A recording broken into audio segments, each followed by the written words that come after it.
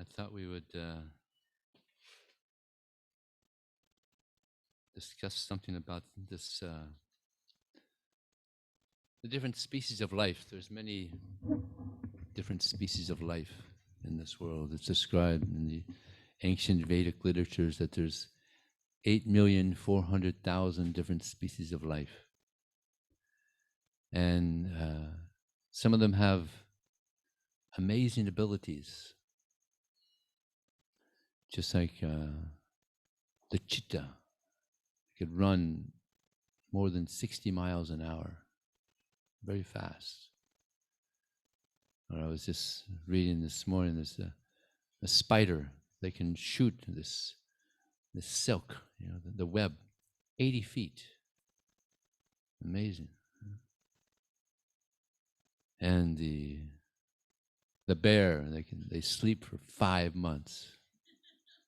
I know a lot of friends that like to have a life like that.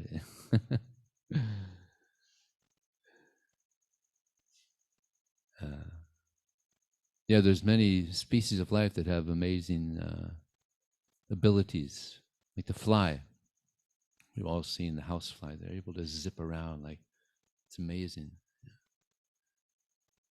But when we want to fly, we have to get this big plane, huge plane, and slowly it goes up. So much noise and vibration, and it slowly goes down.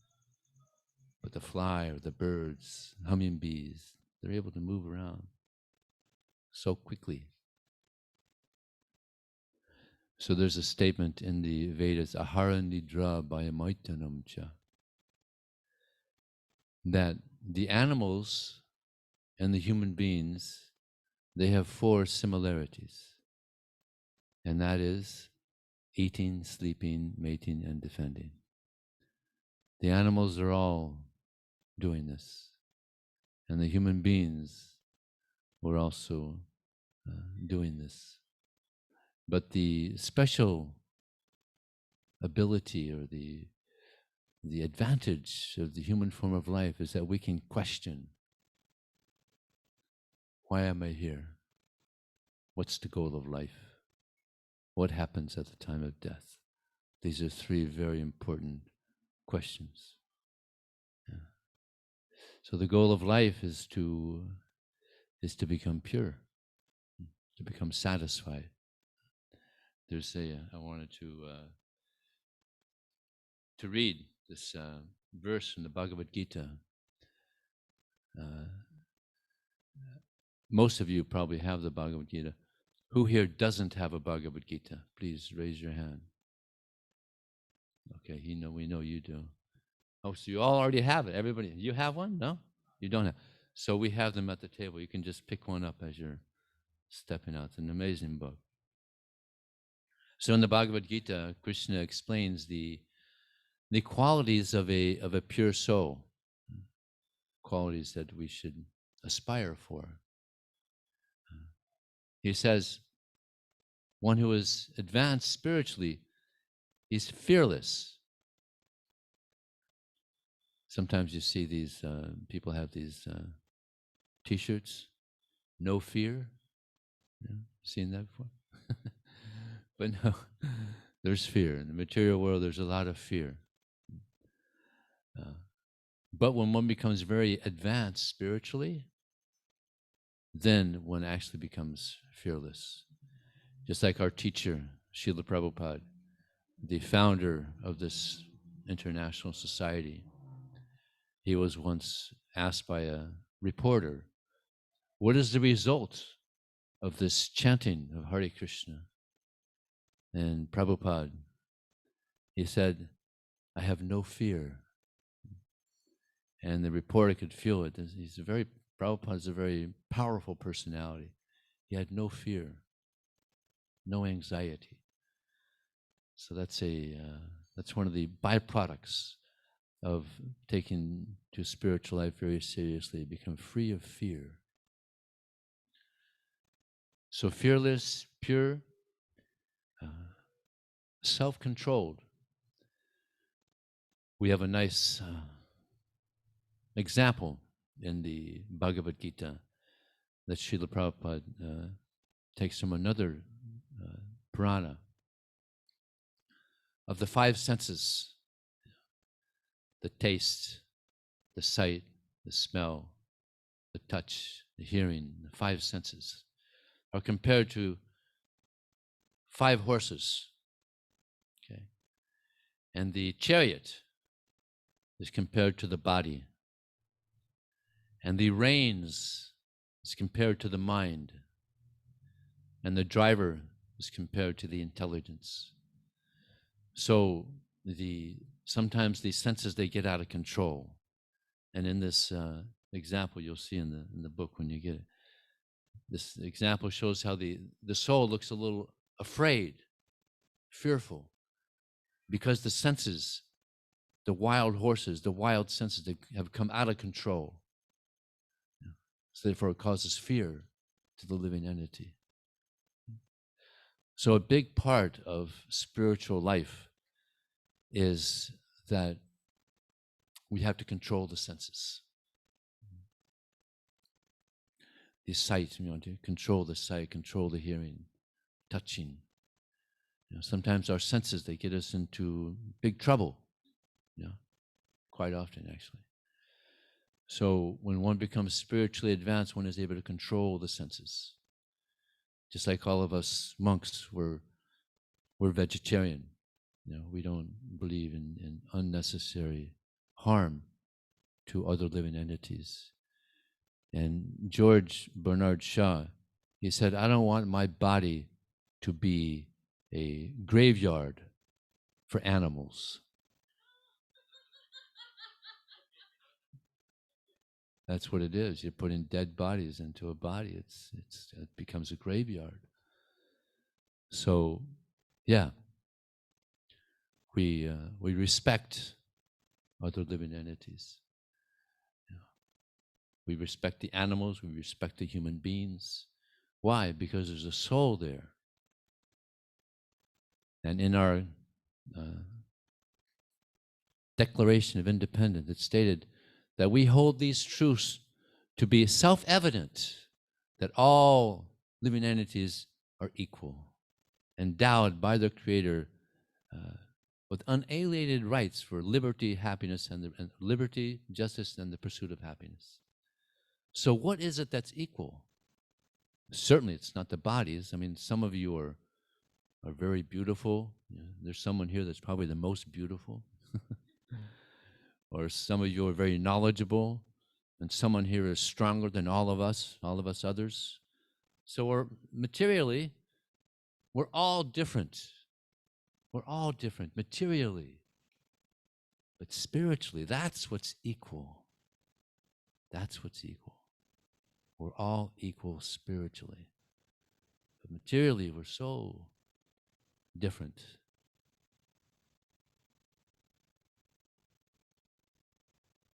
So this is the result of practicing spiritual life, that one sees others equally and doesn't want to exploit others. This is the nature of the conditioned soul. They want to exploit others. It's like there's a saying that previously that we used to love people and use things, and now more and more people are using or loving things and using people. It's like 100 years ago, there was some survey of what was the greatest fear. They did about to 500 people. What was your greatest fear? And the greatest fear was war. War was the greatest fear 100 years ago. Interviewed about 500 people. And they did the same interview maybe 5 years ago. What is your greatest fear? The greatest fear was losing the cell phone. Any of you had that experience? You lose your cell phone? It's a pretty scary feeling. So, yeah, we've come to love things, so many things. But things don't bring happiness. Spiritual integrity, purity. This brings happiness of the soul.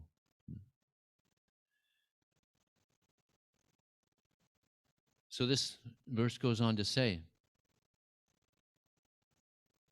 austerity. Generally, people actually this word is actually not a very well-known word. Austerity means to accept some voluntary difficulty for one's spiritual upliftment. Just like we're vegetarian now. For some people, that's a difficult thing, but actually, it's good for our spiritual life to be vegetarian, because when animals are killed, the adrenaline in the animal is built up in the animal, and also there's so many poisons in the animal. They put hormones in them and all kinds of things that are not very healthy for us. So it actually disturbs the consciousness to eat these carcasses. So but in the beginning, it's a bit of an austerity, but actually, it's not that difficult. If one sometimes devotees learn how to be. We have some very good cooks. You learn how to cook; it's good. So that's another austerity. So austerity, then simplicity. Our motto in this process of Krishna consciousness: simple living and high thinking. We live in a simple way. We wear robes and simple dress, but we think in a high way. We read Bhagavad Gita daily. We read Bhagavad Gita. We read Srimad Bhagavatam. These are classic literatures that help us grow spiritually. And the nature of this world is that although one may be trying to advance spiritually, there's a lot of obstacles. As Srila Prabhupada, our spiritual master, he said that this is Maya's kingdom. Maya means illusion. So there's a lot of illusion in this world, and we're trying to get out of the illusion of material life. And the main illusion that people experience in the material world is that we think that we're the body,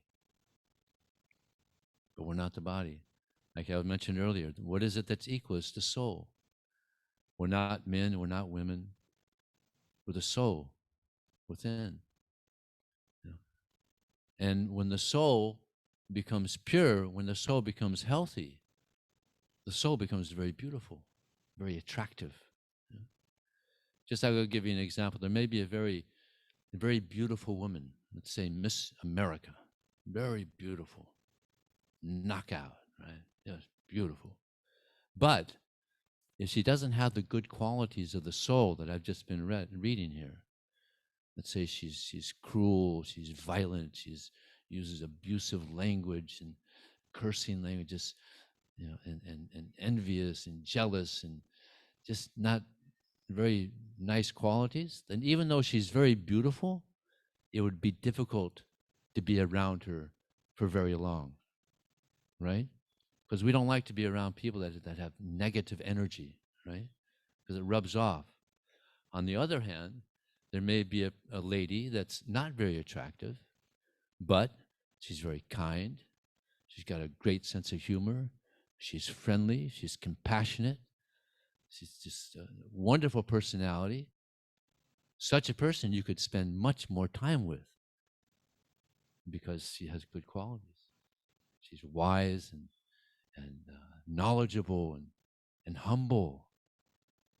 Then such a person, even though she may not be very attractive, you want to spend time with her because you learn, and that good energy rubs off also. So it's the soul that's attractive, the pure soul that's attractive. Yeah. Not an easy thing to achieve, to be pure. Actually, it's in the Bhagavad Gita, Krishna, he explains that the austerities of the mind and He says, Manaprasadak Saumyadvam, Maunam Atma Vinigraha, Bhava Sanksirucheta, Tapamana Samuchyate. That the first austerity of the mind is to be satisfied in spiritual life. It's not easy because there's so many attractions in this world of illusion.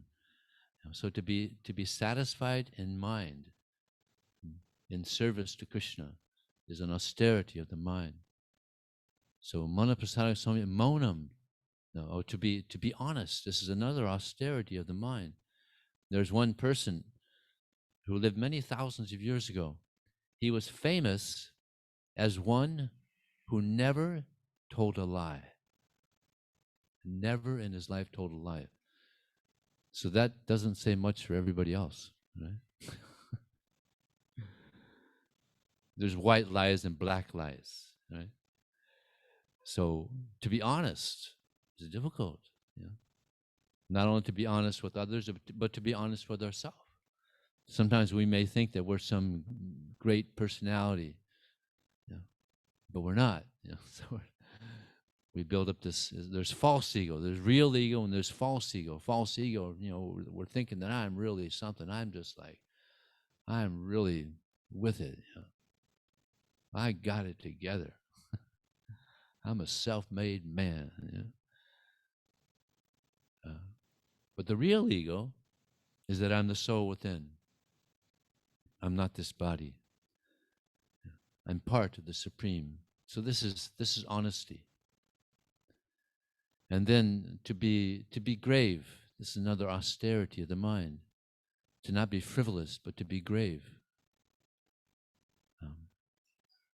And then to be pure. This is the greatest austerity of the mind is to have a pure mind. Big challenge, but it's possible. Originally, we were all pure, but we've just like if a drop of rain comes and hits the ground, it becomes muddy, right? So we were pure. We become because of coming into the material contact, we become muddy. We become impure, but we can become pure again. Just like muddy water can become purified. There's water purifiers. Air can be purified. So the consciousness can also become purified. And this mantra that we've been chanting, this is the consciousness purifier. It purifies the consciousness. Just like there's water purifiers that purify water, there's air purifies air. So this is a consciousness purifier. Bhagavad Gita is also a consciousness purifier. These literatures, Srimad Bhagavatam, we have so many nice books. If you read them, the consciousness becomes purified. And there's many advantages to becoming pure. One is we become free of the miseries of this material world. It's described in the Vedas that there's many miseries in this world. There's miseries coming from our own mind and body. There's disease, there's headaches, there's miseries coming from other living entities. There's miseries coming from nature. Just like yesterday, it was rather hot. I think it was the first day of autumn. We just passed the summer and we had the hottest day of the of the year so far. So a little hot. So miseries come from nature. I'll tell you an interesting story in this regard, an example of the miseries of this world. There was a man, he was walking through a forest, and the grass was tall. And this is a place where people used to have wells. Now we don't have wells. We don't have water wells. But in the past, there was water wells all over. Still in India, there's wells. There's people go and they get their water. So sometimes these wells will become dry. They would dry up. And sometimes animals would follow them and things like that. So I'm telling you of an instance of a man who's walking through this forest, and he falls into a well. Now, as he's falling, he grabs on to something, and it turns out that it's a root. There's some big tree nearby, so there's a root going through that well, and he caught on to this root, and he's real happy that that root is there. So he's hanging on this root, and he's thinking, now, how am I going to get out of here? So while he's hanging there, he looks down, and he sees there's a big black snake on the bottom of this well. And he's thinking, whew, real good thing this root is here, because I'd be down there if this root wasn't here. Okay. So now he's thinking, man, I got to get out of here. So as he's hanging there thinking how to get out, he hears some chewing. And there's a black rat chewing on one side of the root. And he's thinking, no, this has got to be a dream. How is this possible? So then he hears some more chewing. And there's a white rat chewing on the other side. And he's thinking, oh God, this has got to be a dream. And he's trying to figure out how to get out. And then he hears a roar from above. And there's a tiger looking down at him, roaring. So he's thinking, well, so much for trying to get out of here. So, a very awkward situation. Yeah. Got a black snake, deadly snake below him. Got a tiger above him. Got rats chewing on the root that's keeping him from going down to the snake. Very awkward situation, huh? How would you like to be in that situation? But then he feels something on his head. He feels a drop on his head. Every few seconds, he feels a drop on his head. He's like, what is that? He looks up, and there's a honeycomb. There's some honey dropping down from this honeycomb. So he looks up and he sticks his tongue out. And he gets some drops of honey. And then he thinks, life isn't so bad after all. So the black snake is compared to death. Nobody wants to die. Right? Anybody here want to die? We don't want to die. We know it's going to happen, but we don't want to die. The reason we don't want to die is because we don't die. The soul's eternal. Right? Nothing can kill the soul. There's a statement, Nainam Chandanti Sistrani. Krishna says in the Bhagavad Gita that the soul cannot be destroyed by any weapon. Yeah. There's some very powerful weapons like nuclear bomb, right? Can't kill the soul. They can't be burned by fire. They can't be moistened by water. You can't be withered by the wind. Nothing can kill the soul. You can't die. It's nice to know. Sometimes people, they're suffering so much they just want to end it all. They commit suicide. But no, you don't die. You go on. According to your karma, you go on to another body. No one dies. The white rat is compared to day, and the black rat is compared to night. It's stated in the Vedas, Ayo Haritivaya Pungsang Udyan Ashtang Chayanaso, that for every rising and setting of the sun, a day is lost, except for that person who utilizes their time in trying to understand who they are and engages in devotional service. So time is very valuable. Shouldn't waste time. Now there's so many ways that people waste time. Does anybody know the most popular way that people waste time now?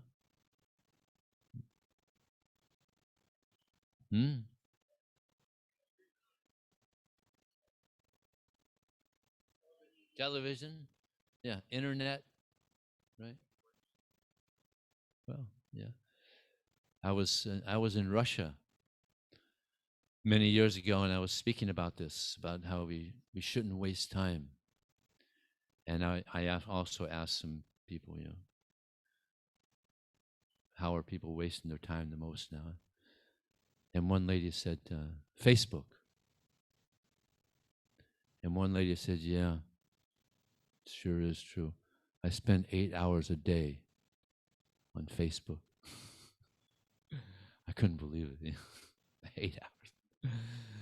So then I was traveling around. I went to Europe, and I mentioned the same thing. And I mentioned that there was a lady in Russia. She was spending 8 hours a day on Facebook. And one lady in Europe, she said, only 8 hours? So, yeah, internet is a big time waster now. You know. So then the tiger represents this. There's a personality, one of the demigods called Durga, and she rides, believe it or not, on a pet tiger.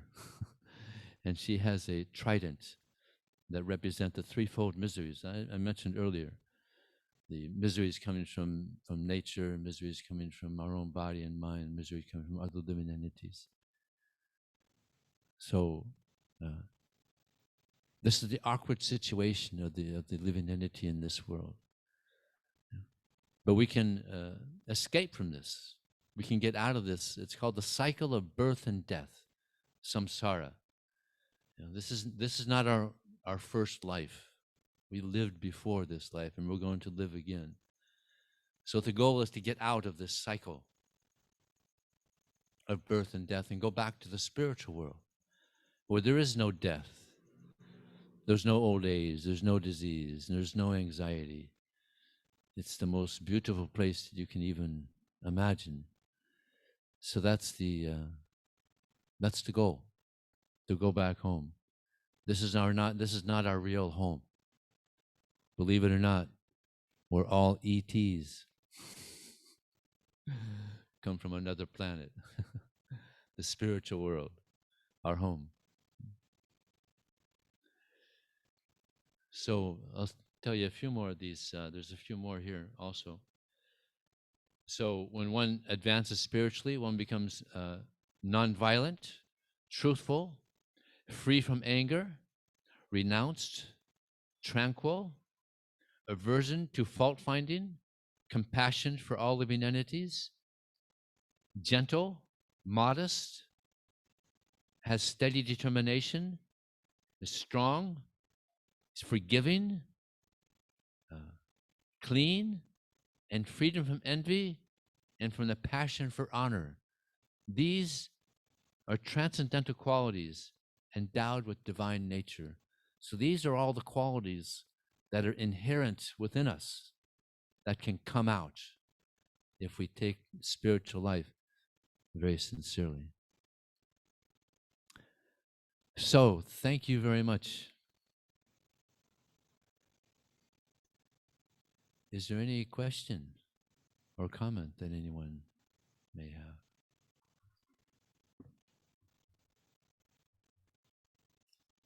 Any question?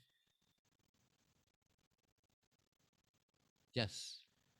We have a microphone coming to you.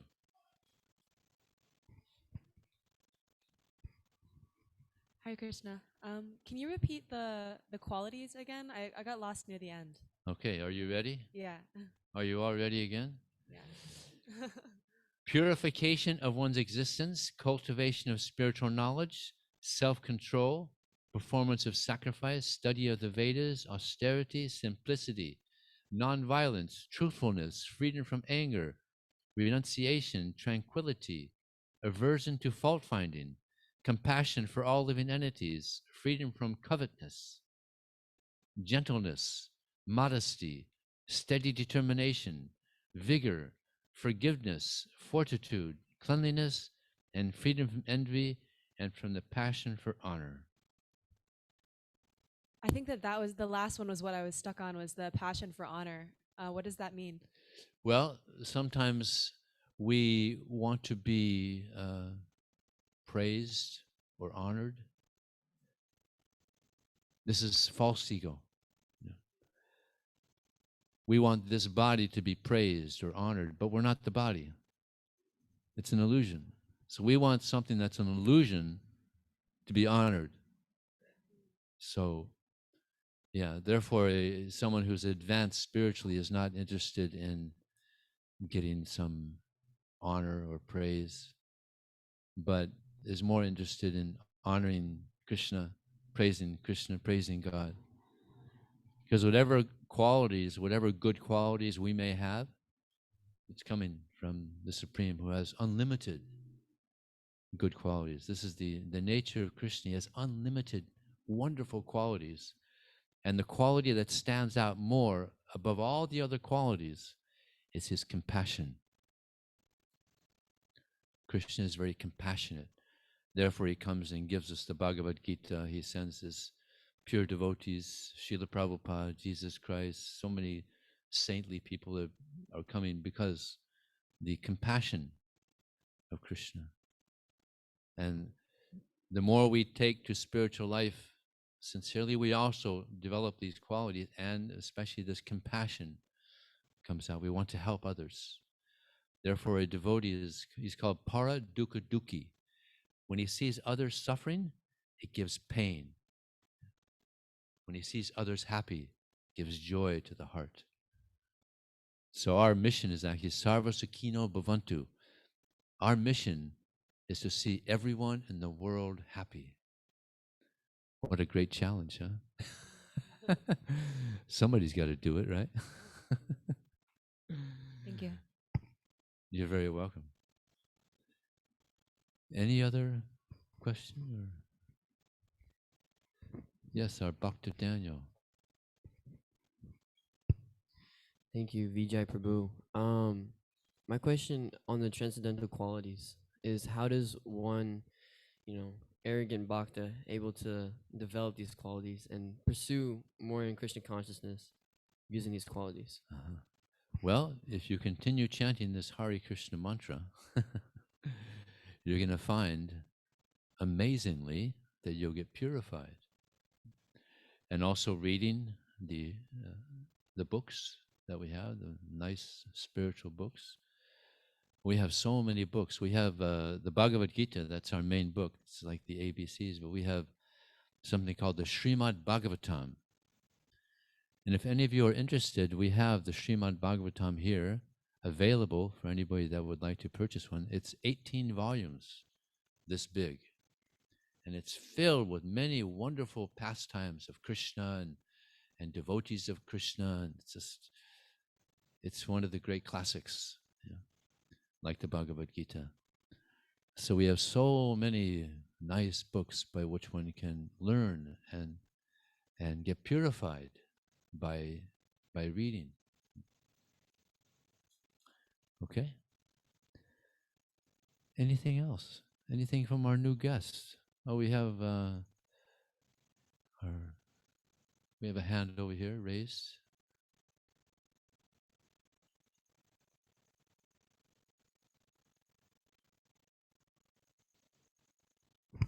There's more of a follow-up than a... Okay. Can you hear me? Hello. Good. Hello. Yes, gotcha. You said animals and humans, the difference is that we're able to contemplate and question reality, find out what our purpose is, find out what God is. So if that kind of questioning is equated to a 50-kilometer run, I couldn't just wake up and do a 50-kilometer run. So would it be possible or logical to say that we'd have to question everyday life, everyday things that cross our paths, to train that questioning mindset, to make sure that we question God and we question our purpose, that it's from a rational, logical, and conscious question rather than a programmed version? Because if we're not questioning our everyday life, how do we know that question that comes to contemplate life is rational, logical, and will give out the proper insights? or it'll be corrupted because we don't do any thinking in our regular life. Do you think that, like jogging, we would have to jog and prepare for a marathon, or the contemplation of life, God, and our purpose will come like that? Or is it an everyday habit of thinking, contemplating, questioning, finding out why nonsense happens and seeing through that nonsense so we'll see the nonsense of Maya? Do you think that's how it would work? Well, just like anything that one wants to become expert at, you practice. So this process is it's a practice of spiritual life, and yeah, we have to question and inquire, continually, and but once one is on the path, then one diligently and sincerely tries to advance in that journey back to Krishna. That's true. Now, if there's opportunity to question things all around us right now, and we miss out on that opportunity, would you say then we're wasting time not training our brains that Krishna gave us the opportunity to go through these processes to figure out that something is wrong and use those opportunities to get to a state that we can question it? Or do you think that most times if we miss out on the opportunity to question things, it doesn't matter, it'll come back around later on? Well, doubt is a sign of intelligence. Doubt is a sign of intelligence. We should have a critical thinking. Otherwise, like you said, we can get cheated very easily. But once one actually finds the truth, then you can just run with that. Just run with it, because of course, one may say, well, and we say that this is the truth, and others say, well, that's the truth, and who do we know what the truth is? So, for instance, I'll give you an example. Christianity, that's truth. Jesus Christ was given the pure message of God, and if someone is a sincere Christian, they could advance back to the spiritual world. If one is a sincere Muslim, they can also advance to the spiritual world, whatever. But there has to be some scripture to back it up. Otherwise, there's so many religions. I think someone told me that every year there's like 50 new religions coming up. So there's a lot of cheating going on in the name of religion. Programmed doubting and questioning, which then creates false religions, then people that weren't practicing their doubting skills. Yeah. Two last little points regarding truth. You said you got to find truth. I would describe it more as a frequency, and when you tune in with that frequency, you can read the truth in all things. Every religious book, every made-up religious book, every human you interact with. So it's not a truth as a thing that you find, it's more of a frequency that you get tuned in with, like Krishna consciousness. Yes. Actually, there's a nice example given of, in this regard, that just like there's here in San Diego, there's so many radio stations, right? And they have antennas on the top of the hill, on the top, whatever the highest hill, they have the antennas there, so they get the frequency, right? If the antenna is down below, then it's not going to get the frequency. So similarly, we have to rise in consciousness to catch the frequency that Krishna is giving. For instance, in the Bhagavad Gita and in the Srimad Bhagavatam, this way we can catch the message. But if we're under the modes of material nature, ignorance, passion, material goodness, then we're not going to be able to catch the frequency that Krishna is giving. Yeah. So we have to actually, by purity, we're able to catch that frequency. So we should know what is pure, what is not pure, what to do. And that's another thing about the human being. And the human being uses intelligence, what is right and what is wrong. Yeah. Just like I was speaking about vegetarians, I'll give you an interesting experience I had. My service is I go out and I distribute these books to people. And I met one lady. She was a very nice girl, and she collected pets. She had a lot of pets. She had about 20 different pets. And her favorite pet was a baby calf. She would go into the barn, and this baby calf would run up to her and just huddle against her, just so affectionate. And she was amazed how affectionate this calf was, her favorite pet. So she went out there one morning and she saw the calf wasn't there. So at lunch, all the family members were sitting there having lunch, And she asked her father, Father, I noticed my calf wasn't in the barn this morning. Do you know where it might be? And he said, yes, it's on your plate. They were eating the baby calf. And she pushed the plate away, started crying. She said, from that day, I never ate meat again. See, some people think of animals as food, and others think of it as pets. Like cows are wonderful pets, actually. So many. In India, there's cow protection, and they take care of them. And they have a relationship. Actually, there's one instance I recently saw of, there was one person, he was a cattle rancher. He grew cows to send them to the slaughterhouse. And he got this, he found this, he associated with this lady, met this lady who was living with him on this ranch. And she played the guitar. She was good. And she sang also. So she would go out to the cows and she would sing to the cows.